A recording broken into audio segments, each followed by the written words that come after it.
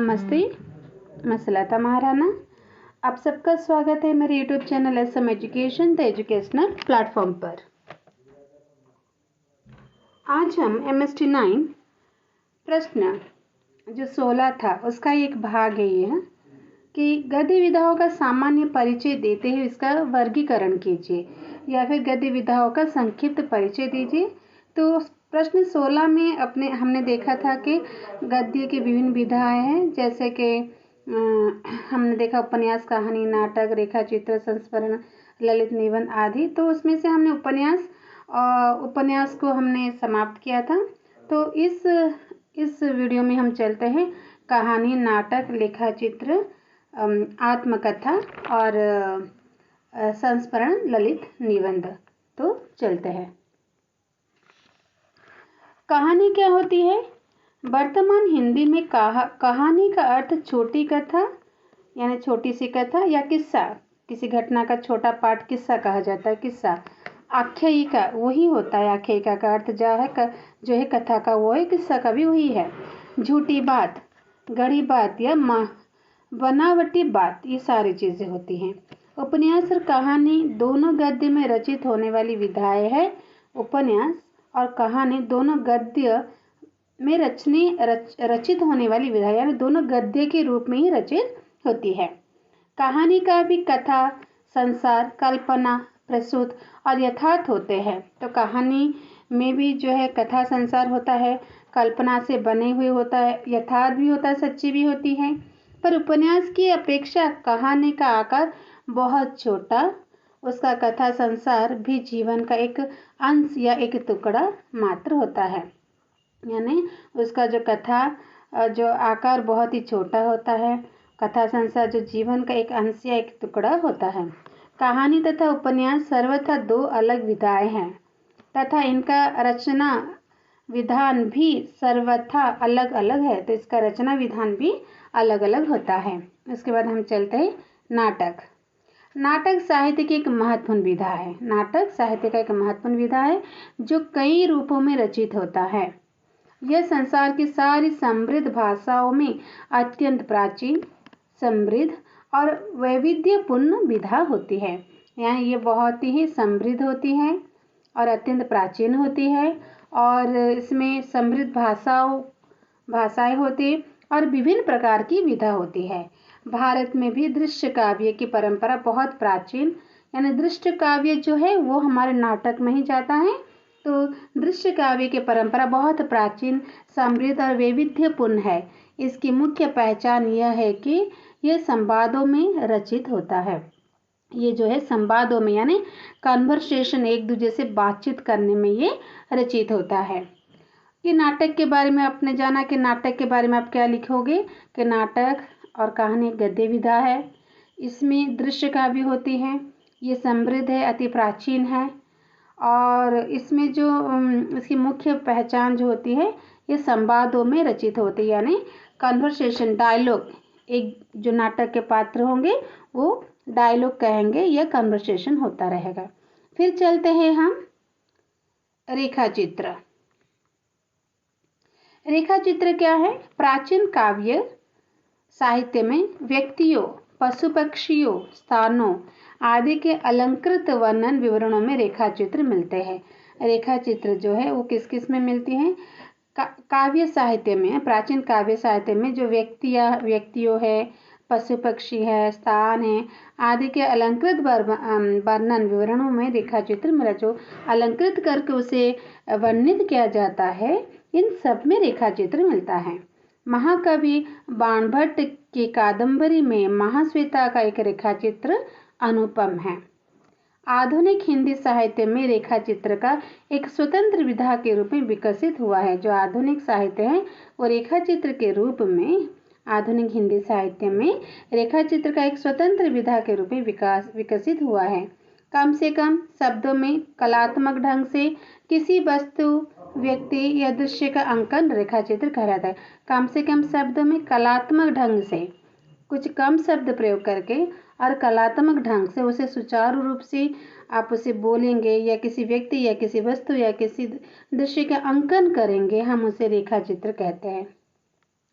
इसकी अभिव्यंजना बड़ी मार्मिक होनी चाहिए, यानी आप वो रेखा चित्र देखकर उसका जो अभिव्यंजना है, उसका जो समझ है, बहुत ही मार्मिक होनी चाहिए, हृदय स्पर्शी होनी चाहिए। महादेवी वर्मा का इस क्षेत्र में अप्रतिम स्थान है, यानी महादेवी वर्मा जो है वो रेखा चित्र में उनका अप्रतिम यानी प्रतिम यानी जिसका कोई भी जो अमूल्य होता है, अप्रतिम स्थान है। उनके रेखा चित्र के 4 संग्रह अतीत के चलचित्र, स्मृति की रेखाएं, पथ के साथी और मेरा परिवार प्रकाशित हुआ है।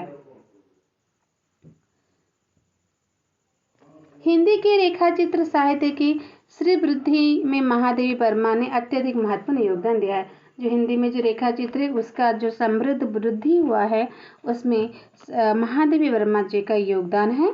यद्यपि महादेवी वर्मा के रेखा चित्र की विधा के संबंध में विद्वानों में पर्याप्त मतभेद रहा है।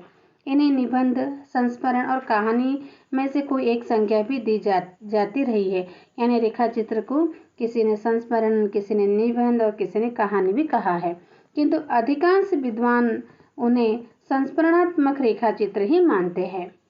अपने संपर्क में आने वाले शोषित व्यक्तियों, दीनहीन नारियों, साहित्यकारों, जीव जंतु आदि का संवेदनामूलक चित्रण उन्होंने अत्यंत मार्मिक रूप से ही किया है। अपनी संवेदना को कवित्वपूर्ण शैली के माध्यम से गर्त कर देने में उन्होंने विशेष कौशल प्राप्त किया है, यानी अपनी संवेदना को कवितापूर्ण शैली के माध्यम से गर्त कर देने में वो विशेष कौशल प्राप्त किए हैं। आपने महादेवी वर्मा का एक कविता आपने सुना होगा, मैं नीर बनी बादल या कुछ है, तो उन्हें बहुत सुंदर से नीर बनी दुख की अबला, मैं नीर बनी दुख की अबला, ऐसा कुछ उनका कविता का है और बहुत ही अच्छा है। आप सुनोगे उनकी कविताएं तो जरूर ही आप बहुत मार्मिक हो जाओगे। वे साहित्यकार होने के साथ साथ चित्रकर्मी भी हैं। फलस्वरूप उनके रेखा चित्र में उपमता का गुण अन्याय समाविष्ट होता है। चित्र उपमापता यानी चित्रोपमापता का जो है, चित्र के साथ जो उपमा और जो ममता, ये सब मिलकर उनमें अन्याय समाविष्ट होता है। उसके बाद चलते हैं आत्मकथा। आत्मकथा का नायक लेखक स्वयं होता है, यानी जो आत्मकथा क्या होता है, खुद की कथा लिखना, तो जो नायक जो होता है उसका वो लेखक स्वयं होता है। आत्मकथा में लेखक अपने बीते हुए जीवन पर दृष्टि डालता है, अपने अतीत का विश्लेषण करता है। आत्मकथा में सब कुछ तथ्य ही अपेक्षित है, कल्पना के लिए उसमें कोई जगह नहीं होती। आत्मकथा का सबसे बड़ा गुण लेखक की ईमानदारी माना जाता है। वह ना तो अपने जीवन में संबंधित कोई तथ्य छिपाता है और न ही आत्म प्रशंसा के लिए प्रच्छन्न प्रयास करता है। ना वो किसी घटना को अपने आप बीती घटना को छुपा पाएगा, ना ही मन से अपनी प्रशंसा को वो लिख पाएगा। उसके बाद चलते हैं, उसके बाद आपका है संस्मरण।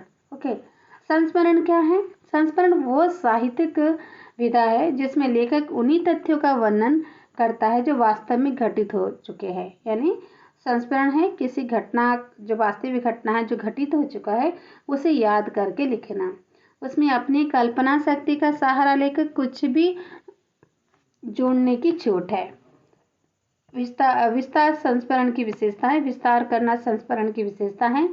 जीवन में घटित हो चुके प्रसंगों को याद करते समय लेखक उन्हें रुचिकर बनाकर प्रस्तुत करता है और कहानी कहने के समान बातचीत का उपयोग करता है, यानी कहानी कहने के जैसे ही वो उसे लिखता है। इससे वर्णन में बदलाव आता है। संस्मरण लेखक यदि अपने संबंध में लिखता है तो वो आत्मकथा के, और यदि वो अन्य व्यक्तियों के संबंध में लिखता है तो वो जीवनी के निकट होता है। अगर वो किसी अपनी ही घटना को याद करके लिखता है तो वो आत्मकथा की हो जाता है। और किसी और के बारे में लिखता है तो उस जीवनी की ओर चला जाता है।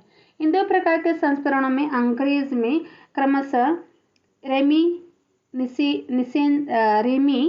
रेमिनिसेंसेस और मोवायर्स कहा जाता है।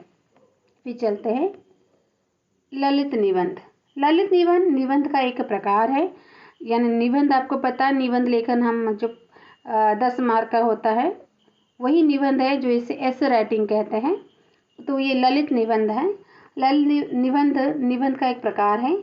एक व्यवस्थित और महत्वपूर्ण विधा के रूप में इसकी पहचान सर्वप्रथम आचार्य महावीर प्रसाद द्विवेदी के निबंधों में दिखाई पड़ती है। तो जो सर्वप्रथम इसका जो पहचान हुआ किसके द्वारा हुआ ना, आचार्य महावीर प्रसाद द्विवेदी के निबंधों में दिखाई पड़ती है। अशोक के फूल, कुट्टज और कल्पलता संकलनों के निबंध सर्वप्रथम इसी विधा के प्रतिदर्श बने। चेतना की उन्मुक्त उड़ान की ललित शैली में अभिव्यक्त को ललित निबंध कहा जाता है।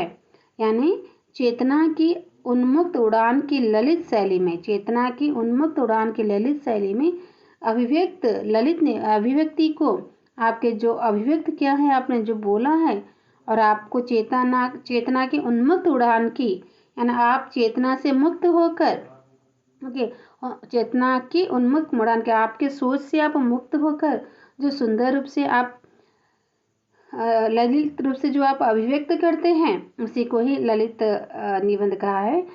इसमें विषय का कोई बंधन नहीं होता और ना ही उसकी कोई सीमा निर्धारित होती है। तो इस तरह से हमने ललित निबंध के बारे में जाना, संस्मरण के बारे में जाना, आत्मकथा के बारे में जाना, रेखा चित्र, नाटक, कहानी, इसके बारे में जाना। तो दूसरे एक वीडियो में आपको मैं फीचर और रिपोर्टाज के बारे में बताऊंगी। तो पुराने वीडियो में बहुत सारी कमियां हैं, दिखाई नहीं देता, प्रोनाउंसिएशन भी ठीक नहीं है और बहुत सारी गलतियां हैं, लेकिन व्यक्ति तो धीरे धीरे ही इम्प्रूव करता है ना, सीखता है। तो आप सबसे माफ़ी चाहती हूँ कि मेरी गलतियों के लिए, और आप मेरे इस नए वीडियो को जो मैं और ही उन्नति ढंग से और उन्नत रूप से इसे प्रस्तुत करने की कोशिश कर रही हूँ। तो इसलिए धन्यवाद जो आप समय देकर इसे देखते हैं, पढ़ते हैं, कुछ ना कुछ आपका काम आता। मैं भी मेहनत करती हूँ, मेरा समय इसमें देती हूँ। शायद यहाँ पर कुछ गलती होता है या नहीं होता है, मैं सीख रही हूँ और अच्छा करने की कोशिश कर रही हूँ। तो धन्यवाद इसे देखने के लिए, समझने के लिए। तो आप मेरे चैनल को सब्सक्राइब कीजिए, वीडियो को लाइक एंड शेयर कीजिए और आपके सुझाव कमेंट बॉक्स में दीजिए। नमस्ते, धन्यवाद।